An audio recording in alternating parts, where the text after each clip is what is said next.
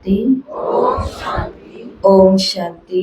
ओम शांति। तो आज रविवार अव्यक्त बाप दादा के रिवाइज कोर्स की मुरली 31 मार्च 2010 ये ओरिजिनल डेट है। आज हम सुन रहे हैं 7 जून 2026 को। मुरली की हेडिंग है पूर्वज और पूज्य के स्वमान में रहे। पूर्वज और पूज्य के स्वमान में रहे, मनसा द्वारा सर्व की पालना करो, पूरे वृक्ष को सकाश दो। तो मुरली सुनने समय आज मुरली पाठशाला में नहीं सुननी है। आज मुरली कहाँ सुननी है? विश्व के ग्लोब के सामने सुननी है, विश्व के ग्लोब पर सुननी है। और यही अनुभव करना है, ये जो 40-45 मिनट हम बाबा के महावाक्य सुन रहे हैं, उसकी सारी ताकत, सारा निचोड़, सारा सार पूरे वृक्ष में, पूरे संसार में जा रहा है। आज बाप दादा अपने चारों ओर के पूर्वज और पूज्य आत्माओं को देख रहे हैं। पूर्वज आत्माएं अपने को समझते हो ना? पूज्य आत्माओं का निवास कहाँ है? अपने झाड़ को सामने लाओ, उसमें देखो आपका स्थान कहाँ है। तो बताओ, पूर्वज आत्माएं कहाँ है? कल्प वृक्ष में, जड़ में। बाबा ने कहा झाड़ को सामने लाओ और उसमें देखो कि आपका स्थान कहाँ है। जानते हो कि आप पूर्वजों का स्थान जड़ में है। झाड़ की जड़ में भी है, तने में भी है। तो जड़ के द्वारा ही सारे वृक्ष की पालना मिलती है। तो आप इस सारे वृक्ष की टाल टालियां व पत्तों की पालना करने वाले, सकाश देने वाले पूर्वज हो। पूर्वज के साथ पूज्य भी हो। तना द्वारा लास्ट पत्ते को भी सकाश मिलती है। तो अपने को, सारे वृक्ष को सकाश देने वाले अनुभव करते हो। नशा रहता है कि हम पूर्वज सर्व आत्माओं रूपी टाल टालियों और पत्तों को सकाश दे रहे हैं। जैसे ब्रह्मा बाप को ग्रेट ग्रेट ग्रैंडफादर कहते हैं, तो उनके आप सभी बच्चे भी मास्टर ग्रेट ग्रेट ग्रैंडफादर हो। आज बाबा ने हमें क्या कहा? जो ब्रह्मा बाबा है ना, वही ब्रह्मा बाप की तरह हम बच्चे भी मास्टर ब्रह्मा अर्थात ग्रेट ग्रेट ग्रैंडफादर और उनके बच्चे मास्टर ग्रेट ग्रेट ग्रैंडफादर, माना पालना करने वाले। सारे वृक्ष की आत्माओं की आप पूर्वज आत्माओं की तरफ आकर्षण है। आप पूर्वज आत्माएं उन्हों की पालना शक्तियों द्वारा करते हो। जैसे आप सभी पूर्वज आत्माओं की पालना बाप ने की, तो बाप ने कैसे की? शक्तियों द्वारा। वैसे आप भी पूर्वज के नाते से शक्तियों द्वारा उन्हों की पालना करने वाले हो। आजकल देखते हो कि सभी आत्माएं दुखी हैं, पुकार रही है अपने अपने देवी देवताओं को, आओ हमारी रक्षा करो, हमें शांति दो, हमें शक्ति दो। ओ क्षमा के सागर पूर्वज, हमें पालना दो। तो ये आवाज आप पूर्वज आत्माओं के कानों में सुनाई दे रहा है। सुनाई देता है हमको कि संसार की दुखी आत्माएं मुझे पुकार रही हैं, जिसकी अपनी ही दुख की लिस्ट अभी तक पूरी नहीं हुई है। तो सुनाई देती है हमको पुकार कानों में,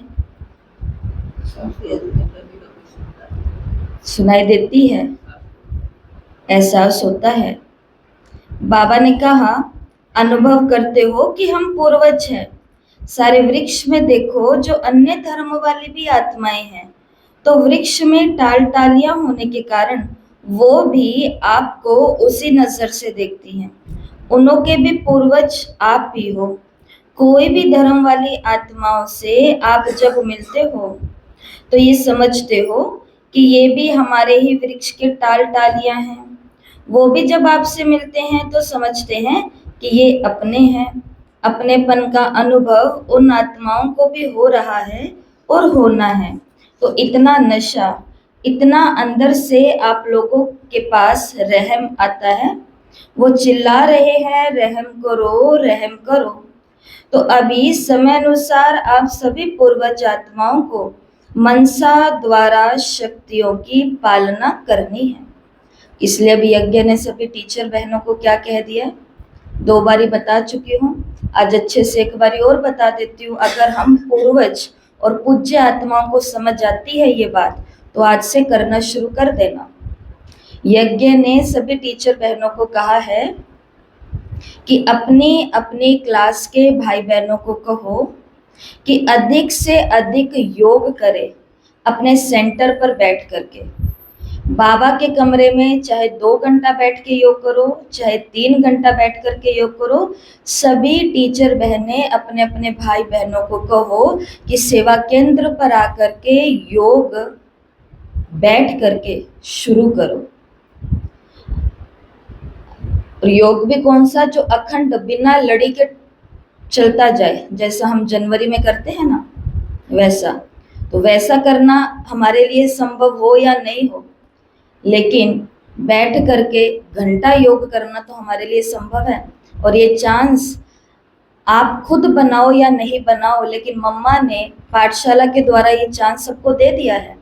शाम को 6 बजे आते हैं, 6 से 6:30 बजे तक सभी मम्मा की मुरली सुनते हैं, और 6:30 से 7:30 सभी मिल करके पूरी दुनिया को सकाश दे रहे हैं। इतना अच्छा प्रोग्राम आने के बाद भी हम अपसेंट हैं। कारण तो हम दीदी को बताएंगे नहीं। भले ही दीदी ने पहले दिन कहा था जो नहीं आ रहे हैं वो दीदी को कारण दे करके नहीं आना। बाबा हम आत्माओं को इस संसार में कितने ऊंची दृष्टि से देख रहे हैं कि चाहे कोई भी धर्म वाले लोग हैं, उनके भी पूर्वज कौन हो, आप हो। वो तो टालियां है, वो तो पत्ते हैं, लेकिन आप हो उन्हों को मनसा द्वारा शक्तियों की पालना करने वाले। तो जो घर पे हम योग करते हैं या चलते फिरते वाला जो योग करते हैं, उससे हम बच रहे हैं कई सारे विकारों और विकर्मों से। लेकिन संसार की शक्तियों से पालना करने के लिए संगठित ऊर्जा चाहिए होती है। एक समय, एक संकल्प, एक जैसी आत्माएं ब्राह्मण जब बैठती है तो शक्तियों से विश्व की पालना होती है। उन्हों को अभी आवश्यकता है। तो जितना आप अपने पूर्वज के नशे में रहेंगे, बाबा ने कहा जितना आप अपने पूर्वज के नशे में रहेंगे, उतना ही आप द्वारा उन्हों की पालना होगी। वैसे भी देखो, किसी की भी पालना लौकिक में भी बड़ों से ही होती है। वही उन्हों के शरीर के खाने पीने, पढ़ाई और जो सोर्स ऑफ इनकम है उनका प्रबंध करते हैं। तो जैसे बाप ने आप सभी बच्चों की भिन्न भिन्न शक्तियों से पालना की, वैसे अभी आपका कार्य है सारे विश्व के टालियों और पत्तों की पालना करना। ऐसा उमंग आप पूर्वज आत्माओं को आता है कि हम उन्हों की पालना करें। नशा रहता है, पूज्य भी हो। देखो सारे ड्रामा में जितनी आप आत्माओं की कायदे प्रमाण पूजा होती है, उतनी पूजा कोई भी महात्मा या धर्म पिता की नहीं होती है। आपकी पूजा नियम प्रमाण, आरती होना, भोग लगाना, ऐसे किसी की भी नहीं होती है। गायन देखो, आपका कायदे प्रमाण कीर्तन होता है, किसी का भी ऐसे गायन नहीं होता। तो आप पूर्वज के साथ पूज्य भी हो। ड्रामा में आप जैसा पूजन और गायन किसी का भी नहीं। बाप दादा ऐसे आप पूज्य और पूर्वज आत्माओं को देख करके कितना खुश होते हैं। बाप के दिल से बार बार गीत बजता है। बाबा के दिल से बार बार कौन सा गीत बजता है? वाह मेरे सारे वृक्ष के पूर्वज और पूज्य आत्माएं वाह। तो आजकल बाप दादा आप सभी बच्चों को जो स्वमान, आपका स्वमान है, बाप समान संपन्न संपूर्ण बनने का वही रूप देखने चाहते हैं। उसके लिए एक बात बच्चों को ध्यान में रखनी है। बाप दादा ने देखा कि सभी बच्चे पुरुषार्थ बहुत अच्छा करते हैं, लेकिन सदा शब्द हर एक को अपने पुरुषार्थ में ऐड करना है। पुरुषार्थ बहुत अच्छा करते हैं, लेकिन सदा पुरुषार्थ करते रहे। बाबा ने कहा ये सदा शब्द जो है ये ऐड करना है, अटेंशन देना है। बाप दादा बच्चों से पूछते हैं कि जैसे बाप दादा आप सभी बच्चों को श्रेष्ठ स्वमानधारी आत्मा के रूप में देखते हैं, वैसे आप अपने को भी ऐसे स्वमानधारी समझते हो। बाप दादा ने देखा कि बच्चे भी चाहते हैं हम भी अभी अपने राज्य में चले, अब घर जाना है। ये गीत भी मन में गाते रहते हैं, अब घर जाना है, अब रिटर्न जर्नी करनी है। इसके लिए बाप दादा ने पहले ही कहा है कि सारा समय अपने को कोई ना कोई सेवा में बिजी रखो। बाप दादा ने देखा सेवा की रुचि, सेवा का उमंग उत्साह अभी भी बच्चों में है।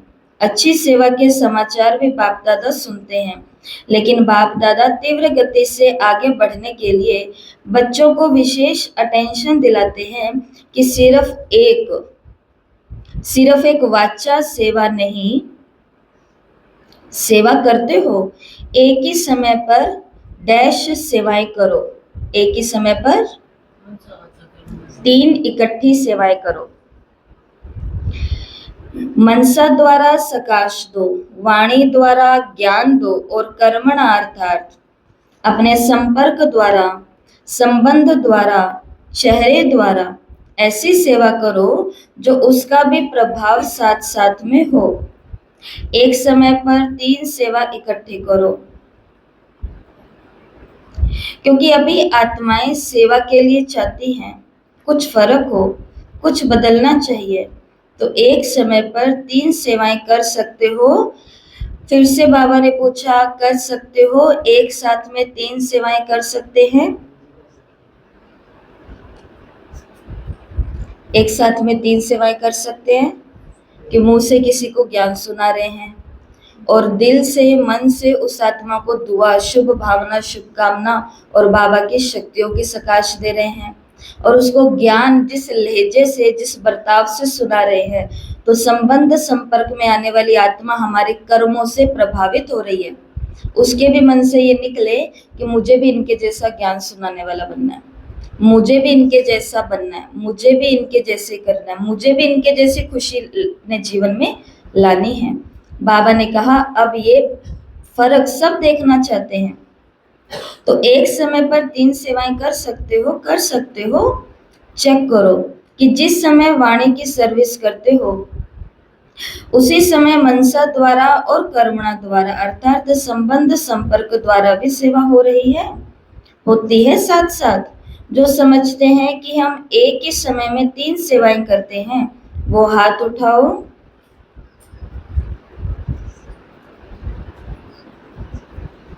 बहुत अच्छा, एक ही समय में 3 सेवा।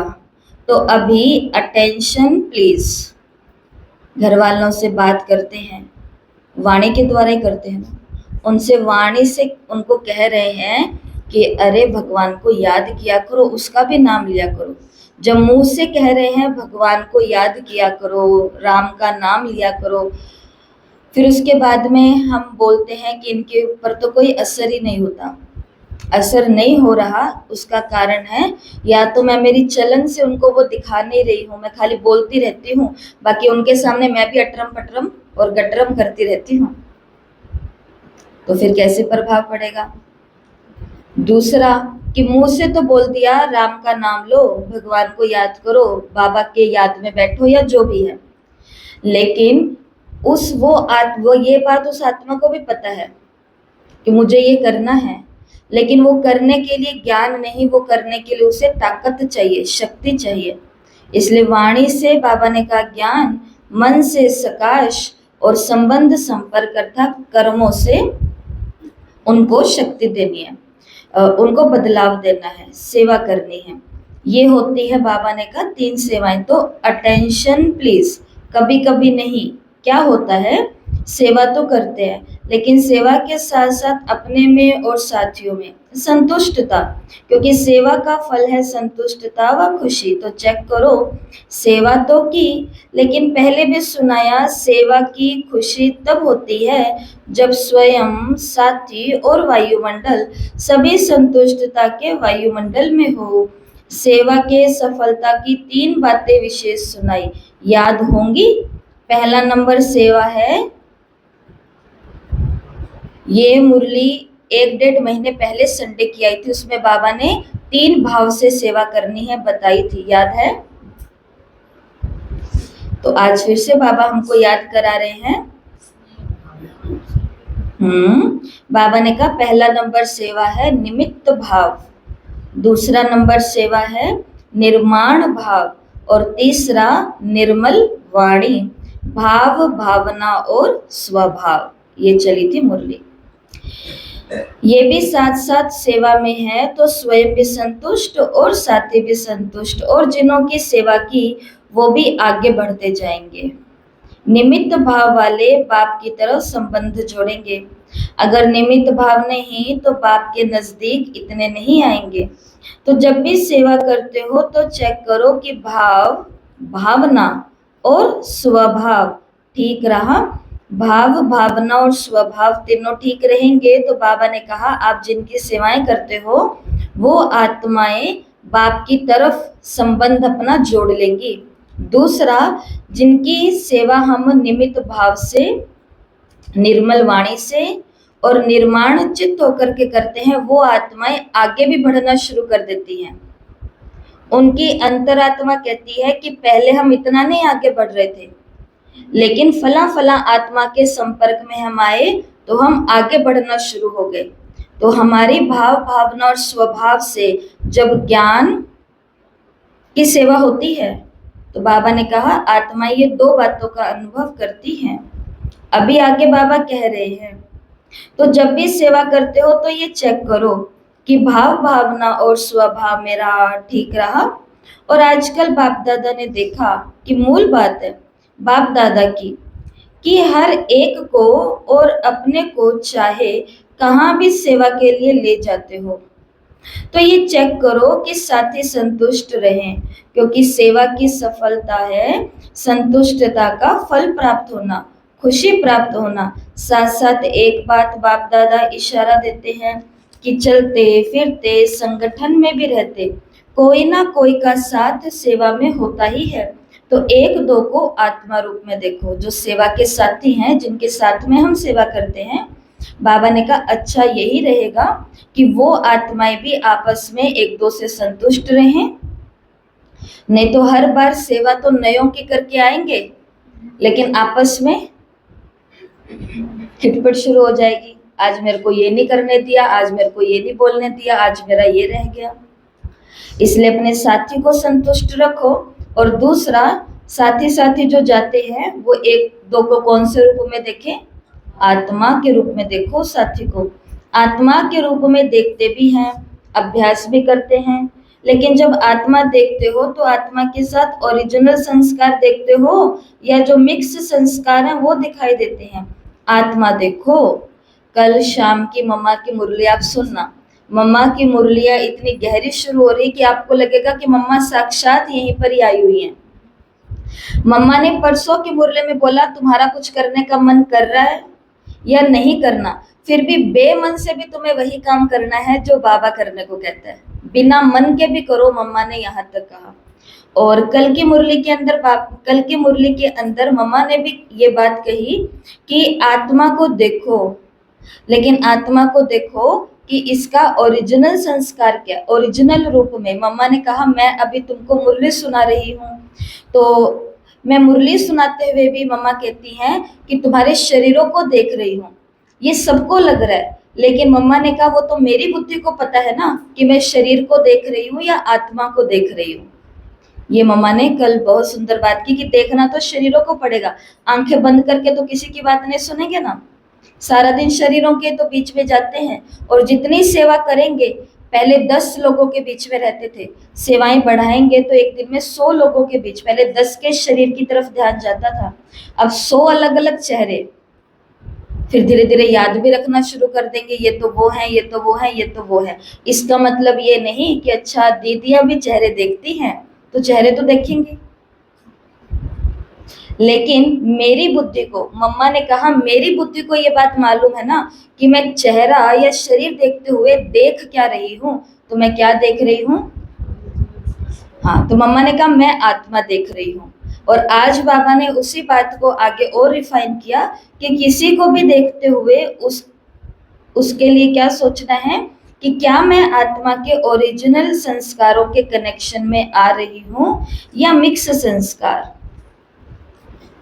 आत्मा देखो, इसमें पास हो, लेकिन किस संस्कार से देखते हो? क्या आत्मा के ओरिजिनल संस्कार से कनेक्शन में आते हो या वर्तमान संस्कार भी सामने आते हैं? तो बाप कहते हैं कि आज से किसी को भी एक तो आत्मा रूप में देखो, ठीक है, नोट रखना ये बात। बाबा ने आज की मुरली के डायरेक्शन दिए हैं कि एक काम तो ये करना है कि उनको क्या देखना है, सामने को आत्मा देखना है। बाबा ने कहा कि एक तो आत्मा के रूप में देखो, लेकिन आत्मा के जो ओरिजिनल संस्कार हैं उस रूप में देखो। तो कभी भी आपस में जो कभी कभी बातें हो जाती हैं वो फिर नहीं होंगी। अभी आत्मा रूप में देखते हो, लेकिन साथ में वर्तमान के संस्कार सामने आ जाते हैं, तो आपस में जो संपूर्ण स्थिति होनी चाहिए उसमें दूरी पड़ जाती है। ये बाबा किन की बात कर रहे हैं? सेवा साथियों की, जिनके साथ मिल करके सेवाएं करनी होती है, कार्यक्रम करने होते हैं। अगर उनके ओरिजिनल संस्कार के बजाय वर्तमान वाले संस्कार दिखेंगे तो बाबा ने कहा संपूर्ण स्थिति से दूरी बन जाएगी और फिर आपस में भी बातें हो जाएंगी। तो ओरिजिनल संस्कार वाली आत्मा देखो, तो ये भी जो भी संगठन में रुकावट आती है वो रुकावट भी खत्म हो जाएगी। बाबा ने कहा ये ब्राह्मण परिवार डैश परिवार है, बताओ ये ब्राह्मण परिवार ईश्वरीय परिवार है। और रिक्त स्थान भरो जल्दी जल्दी, ये ब्राह्मण परिवार अलौकिक परिवार है, ये ब्राह्मण परिवार ऊंच परिवार है, ईश्वरीय परिवार है, न्यारा और प्यारा परिवार है, और संगठित परिवार है। इकट्ठे इकट्ठे रहते हैं, इकट्ठे इकट्ठे खाते हैं, इकट्ठे इकट्ठे पढ़ते हैं संगठन में। एक शब्द में बताओ, ये ब्राह्मण परिवार मौजों का परिवार है बाबा का परिवार है, ये ब्राह्मण परिवार बाबा का परिवार है। तो बाबा ने कहा ये ब्राह्मण परिवार श्रेष्ठ परिवार है। इसके अंदर जो आत्माएं आई है ना, वो इंसान के द्वारा चुनी हुई आत्माएं नहीं है। कल की मुरली में बाबा ने कहा फलाना सेंटर, फलाना सेंटर, कोई तेरा और कोई मेरा, कोई इसका और कोई उसका सेंटर नहीं है। बाबा ने कहा सब किसके सेंटर हैं? शिव बाबा के सेंटर हैं। तो कल हमने ये बात को समझा था कि किसी ने अपने मन से मते से कोई भी स्थान नहीं बनाया होता है, ये सारी भगवान की प्लानिंग होती है। इसी प्रकार से जो आकर के बैठते हैं या बीके बनते हैं या ब्राह्मण बनते हैं, ये अपने मन से नहीं बनते हैं, ये भगवान के द्वारा चुने हुए लोग होते हैं। तो बाबा ने कहा ये श्रेष्ठ परिवार है, परिवार की बहुत महिमा है। ये ईश्वरीय परिवार बार बार नहीं मिलता, कल्प में एक ही बार ये ईश्वरीय परिवार मिला है। इतना बड़ा परिवार सारे कल्प में कभी नहीं मिलता। और अभी तो आपके परिवार का एक और नाम है, इस परिवार का नाम है सफेद ड्रेस वाले। अभी यहाँ पर कोई भी प्रोग्राम होता है तो आजकल 2 प्रोग्राम होते हैं, एक संख्या को ध्यान में रखते हुए और स्थान को ध्यान में रखते हुए, एक परिवार इधर क्लास का और एक और क्लासों का। तो वो लोग क्या बोलते हैं कि अच्छा जो सुबह जो वो व्हाइट ड्रेस वाले, ये सारे उनका प्रोग्राम हुआ था। हाँ, ये व्हाइट ड्रेस वालों का हुआ था। ये है हमारी पहचान। तो बाबा ने कहा ये बार बार नहीं मिलेगा, कल्प में एक ही बार ये ईश्वरीय परिवार मिलता है। इतना बड़ा परिवार सारे कल्प में कभी नहीं मिलता। परिवार की विशेषता को जानना और परिवार में चलना, ये एक महान सब्जेक्ट है।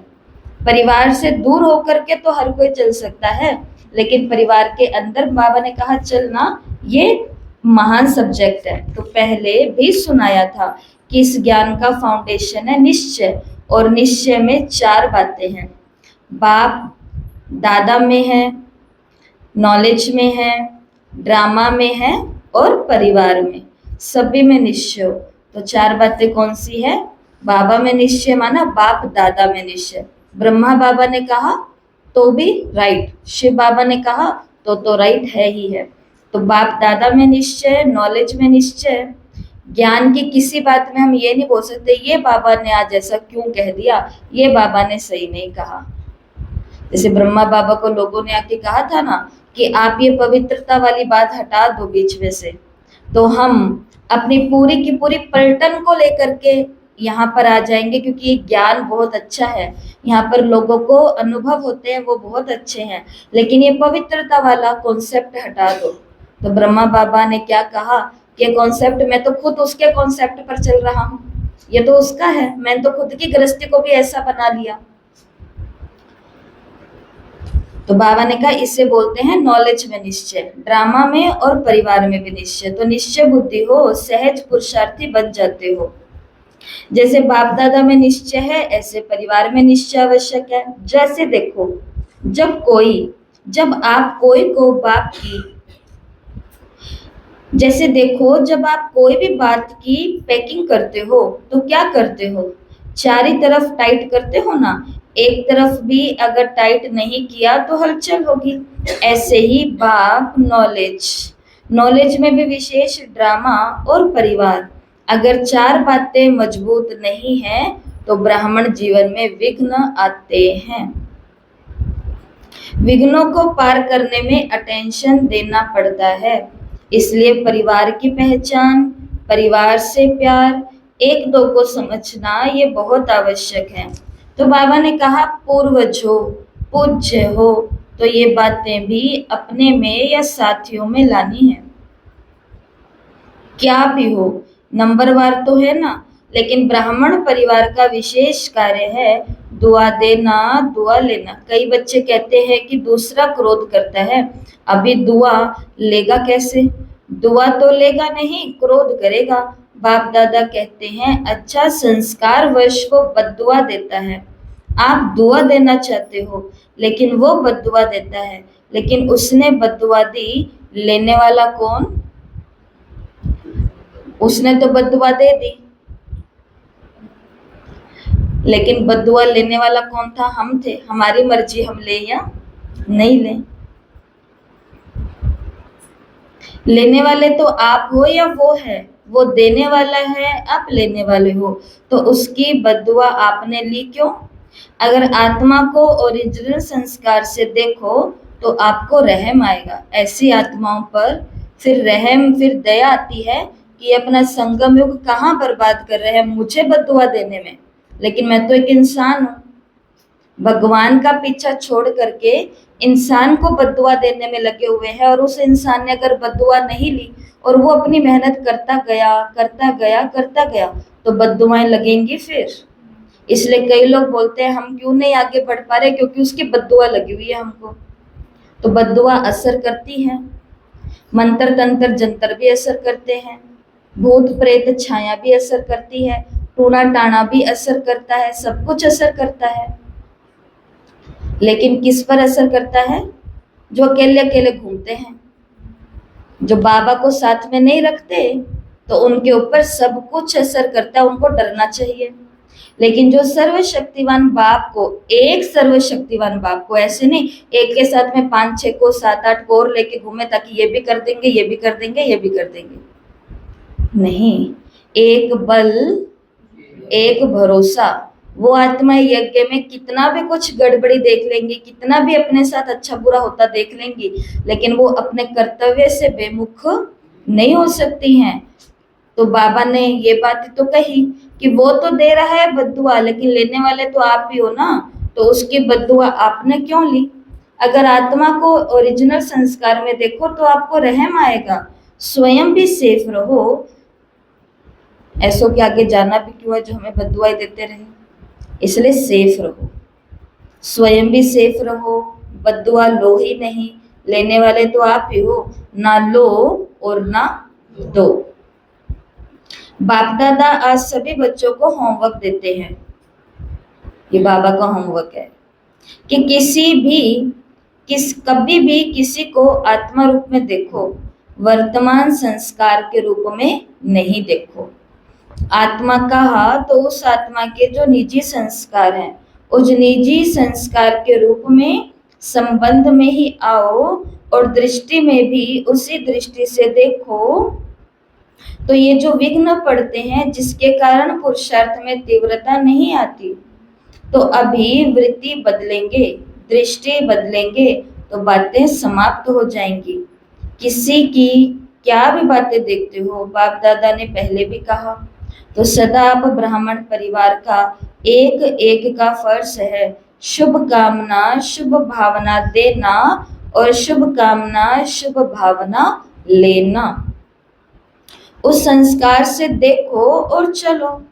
एक और भी बात बताते हैं, बाबा ने कहा पहले भी बताया है कि कहाँ कहाँ संगठन में कभी कभी पर दर्शन, पर चिंतन और परमत की तरफ आकर्षित हो जाते हैं। संगठन अच्छा चल रहा है, नो प्रॉब्लम, बहुत अच्छा चल रहा है, लेकिन बीच बीच में कहाँ आकर्षित हो जाते हैं, पर दर्शन, कहीं और के दर्शन में चले जाते हैं, कहीं और की बातों में चले जाते हैं और कहीं और की चिंतन में चले जाते हैं। वही बात है, सेम टू सेम सारी हमारी दुनियावी बातें से जुड़ती बातें बाबा समझाते हैं, प्रैक्टिकल बातें। एक घर है, वो घर सुखी घर है, वो घर भी क्यों खराब घर हो जाता है या दुखी अशांत घर हो जाता है, जब घर में से सारे नहीं भले एक आत्मा भी घर की तरफ से ध्यान को हटा करके पर चिंतन, पर दर्शन और पर मत दूसरों की राय लेनी शुरू कर देते हैं। घर में 4 जने रह रहे हो, एक दो की तो राय लो, एक दो को देखो, एक दो के बारे में चिंता और चिंतन करो। लेकिन जब ये दायरा टूटेगा, चाहे एक तोड़ेगा चाहे चारों के चारों तोड़ेंगे, तो फिर क्या होगी, प्रॉब्लम होगी कि नहीं होगी। यहाँ पर भी वही होता है। वो परिवार छोटा छोटा परिवार है, ये परिवार बड़े बड़े परिवार होते हैं। बाबा ने कहा कि बाबा ने पहले भी बताया था कि कहाँ कहाँ संगठन में कभी कभी प्रदर्शन, पर चिंतन और परमत की तरफ आकर्षित हो जाते हैं। अब इन 3 पर को कट कर दो और एक पर रखो। 3 परों को काटो और उसकी जगह एक ही पर रखो, और वो कौन सा है, पर उपकार। औरों पर क्या करना है, मुझे उपकार करना है। हम इकट्ठे हुए हैं संसार का भला करने के लिए। पर उपकार करना है, पर उपकारी है, ब्राह्मणों का स्वभाव है पर उपकारी, प्रदर्शन नहीं। बाबा ने कहा ये पर काट दो, ये तीनों ही बहुत नुकसान करते हैं। इसलिए अपना स्वमान सदा यही याद रखो कि मुझ ब्राह्मण आत्मा का स्वमान है पर उपकारी। तो दूसरी सीजन में बाप दादा हर एक बच्चे में ये परिवर्तन देखना चाहते हैं। हो सकता है किसी से आकर्षित तो नहीं होंगे, देख लो, आकर्षित होने में ज्यादा देरी नहीं लगती। प्रदर्शन की बातों में ब्राह्मण हैं, अपने अपने सेवा केंद्रों पर दुखी हो जाते हैं। क्यों दुखी हो जाते हैं, क्योंकि किसी और सेवा केंद्र पर, कहीं और बाबा के घर में सब लोग बहुत एंजॉय कर रहे हैं, लेकिन हम लोग तो कोई एंजॉय ही नहीं करते। कहीं और बहुत कुछ अच्छा चल रहा है, लेकिन हमारा तो कुछ अच्छा हो ही नहीं रहा। तो सारा आकर्षण कहाँ रहेगा, उस दर्शन के लिए, उन बातों के लिए, उन्हों की चिंतन के लिए। तो बाबा ने तो फिर संगम युग जा रहा है या नहीं जा रहा, क्या कहेंगे, जा रहा है ना। इसके बजाय बाबा ने कहा कुछ पर, बाबा को पता है मेरे बच्चे कई बातों से मजबूर है, इनको पर तो चाहिए। तो बाबा ने कहा उस पर को उड़ाओ और उसकी जगह क्या लाओ, पर उपकारी। तो बाबा ये परिवर्तन देखना चाहते हैं। हो सकता है, बताओ, हो सकता है, करेंगे सबके ऊपर उपकार, किसी से आकर्षित तो नहीं होंगे, पक्का।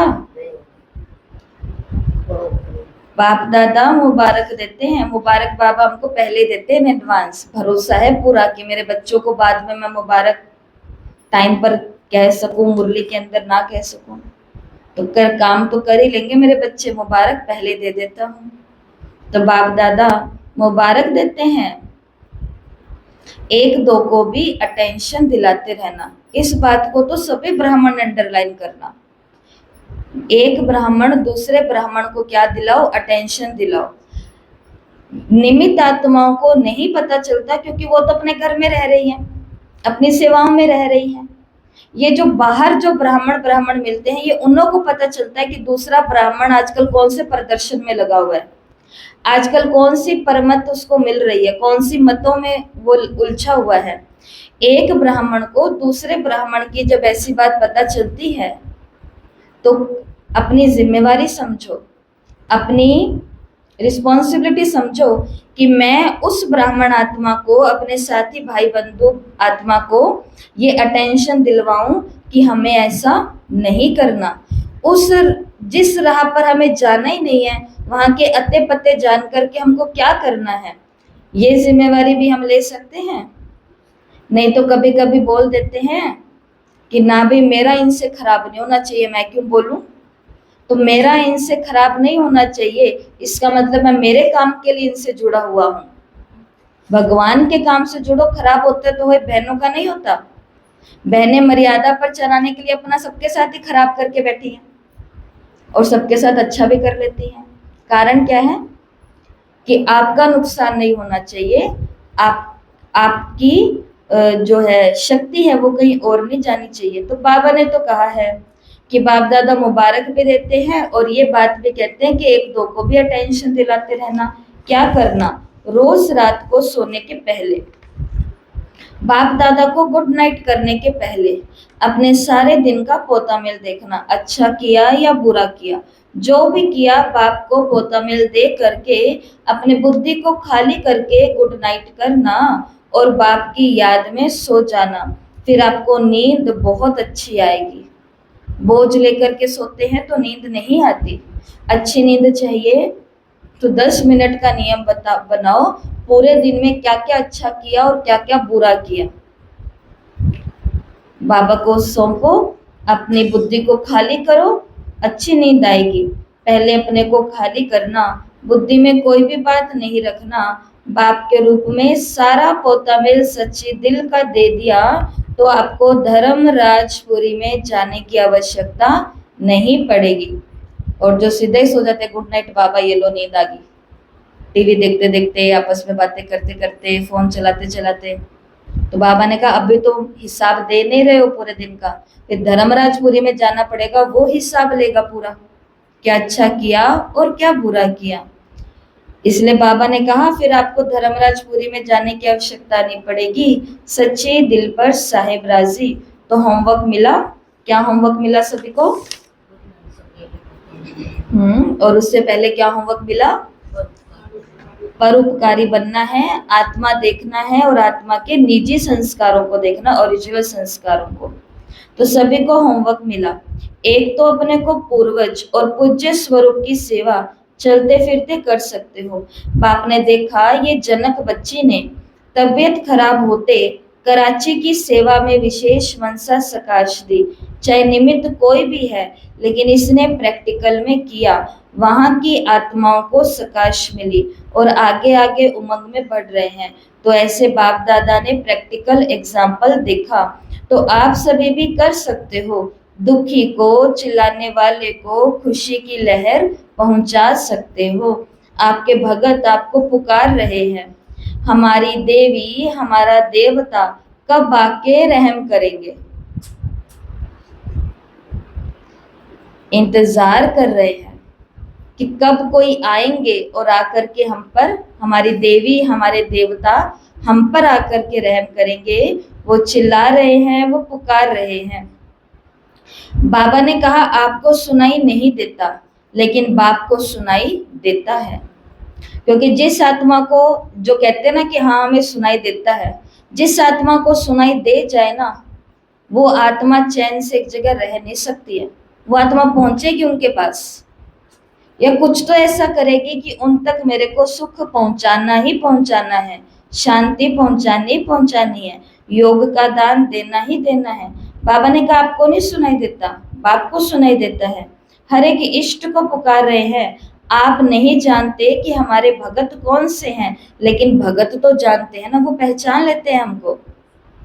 जब उनका इष्ट उनके सामने जाता है ना, वो पहचान लेते हैं कि इनका ही तो हमें इंतजार था, ये आ गया, अब तुम्हारी जिंदगी बदल गई। हम नहीं जानते, लेकिन बाबा ने कहा वो भक्त आपको जानते हैं, वो तो पुकारते हैं। और आप ब्राह्मण आत्माओं के भगत हैं, चाहे ढीले हो चाहे होशियार हो, भगत आपके ही हैं। जैसा मैं खुद होऊंगा वैसे मेरे भगत बने होंगे। भक्त आपके भी है, क्योंकि जड़ में बैठे हो ना, तो आपका सकाश का पाठ है। इसलिए नुमा शाम में 5 स्वरूपों का अभ्यास करते हैं हम। तो उस समय पूज्य स्वरूप अर्थात अपने जड़ स्वरूप में जाकर के बैठना और सबको सकाश देना। तो अभी मनसा सेवा को बढ़ाओ, और जितना बिजी रहेंगे उतना निर्विघ्न रहेंगे। बिजी किसमें? सेवा में। जितना बिजी रहेंगे उतना निर्विघ्न रहेंगे। तो कर सकते हो ना, मनसा सेवा करना तो जानते हो ना। अच्छा, नियम पूर्वक करते हो या कभी कभी करते हो?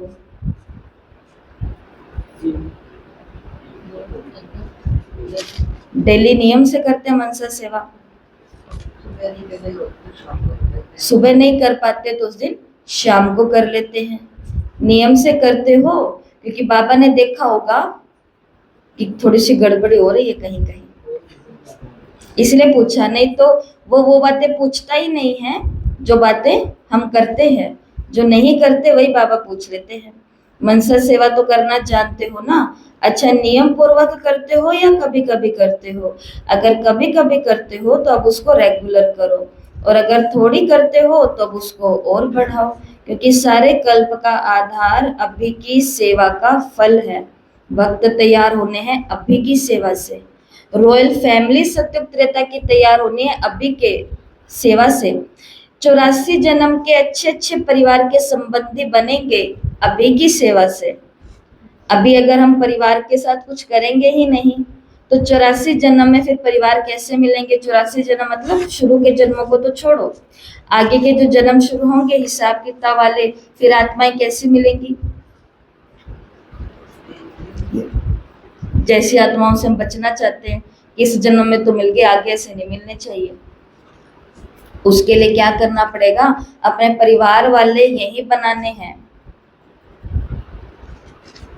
शिव बाबा ने कहा सारे कल्प का आधार अभी की सेवा का फल है।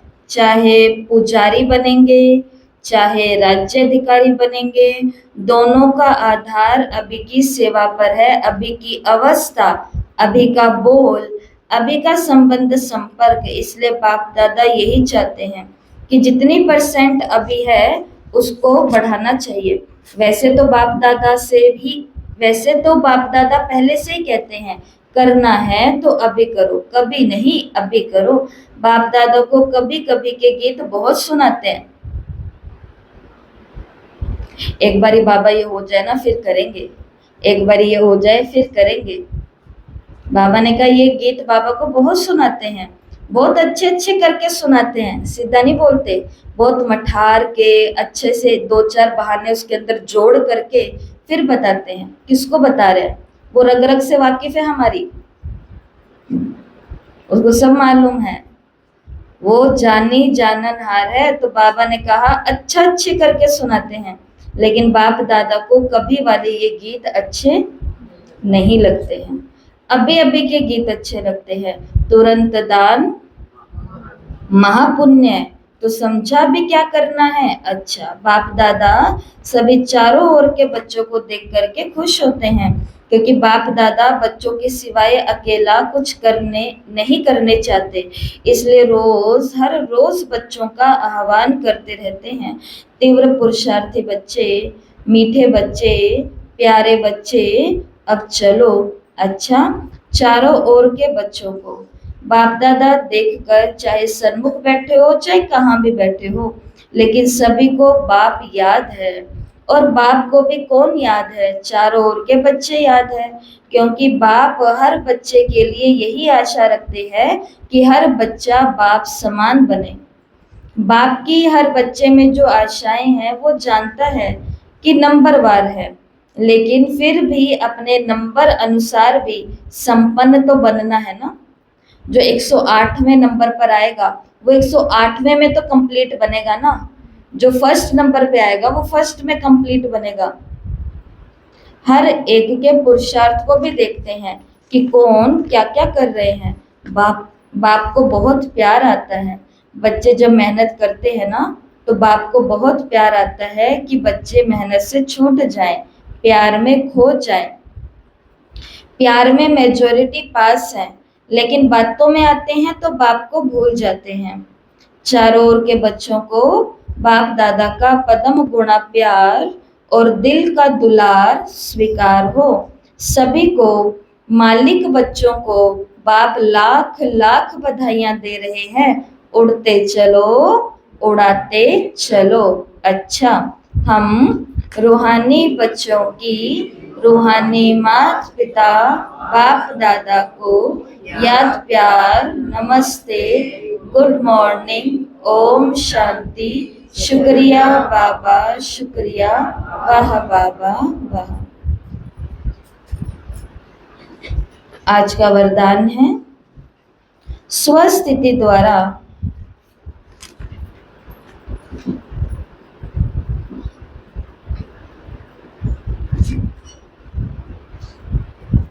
सर्व परिस्थितियों को पार करने वाले,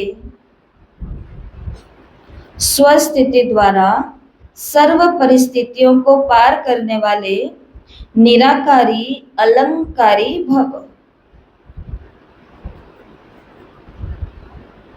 बाबा ने कहा जो अलंकारी हैं वे कभी देह अहंकारी नहीं बन सकते। निराकारी और अलंकारी रहना यही है मन मना भव और मध्याजी भव। जब ऐसी स्वस्थिति में सदा स्थित रहते हो तो सर्व परिस्थितियों को सहज ही पार कर लेते। इससे अनेक पुराने स्वभाव समाप्त हो जाते। स्वयं में आत्मा का भाव देखने से स्वभाव भाव की बातें समाप्त हो जाती और सामना करने की सर्व शक्तियां स्वयं में आ जाती हैं। स्लोगन है, संकल्प का एक कदम आपका और सहयोग के 1000 कदम बाप के। संकल्प तो खुद को करना पड़ेगा ना, मूड तो खुद ही बनाना पड़ेगा, आगे भगवान मदद करेगा। तो बाबा ने कहा संकल्प का एक कदम आपका और सहयोग के 1000 कदम बाप के। ये अव्यक्त इशारे हैं सदा हर्षित रहने के लिए। अपनी नेचर को सरल बनाओ, सहनशील बनो। जो अपनी व दूसरों की बीती को नहीं देखते, सेकंड में फुल स्टॉप लगाते हैं, वे सरल चित होते हैं। और जो सरल चित होते हैं उनके नैनों से, मुख से, चलन से मधुरता व हर्षित मुक्ता प्रत्यक्ष दिखाई देती है। ऐसी सरल चित्त स्थिति वाले दूसरों को भी सरल चित्त बना देते हैं। सरल चित्त माना जो बात सुनी देखी कि वो सार युक्त हो और सार को ही उठावें। ज्यादा विस्तार में नहीं जाना, बातों को सुना, देखा या जो भी किया सार युक्त होना चाहिए और सार को ही उठाओ तो वो आत्माएं सरल इजी रहती है लाइफ में। जो खुद इजी रहेगा वो दूसरों को भी इजी रखेगा। जो खुद भारी होता है वो औरों को भी भारी कर देता है। खुद फंसता है औरों को भी फंसाता है। मैं दुखी हूं तो ये भी दुखी हो।